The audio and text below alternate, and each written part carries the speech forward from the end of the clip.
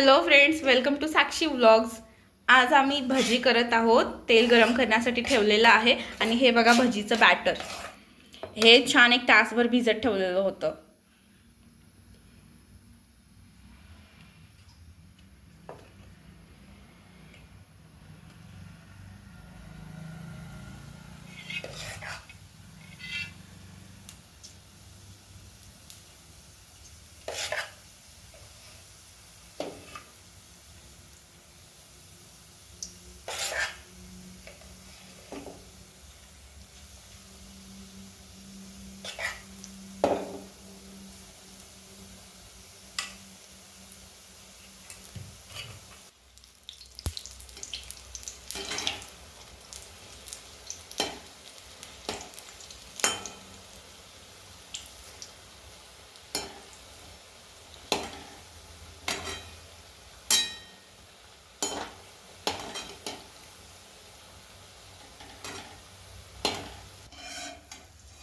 Mummy मोठी वाट करते का?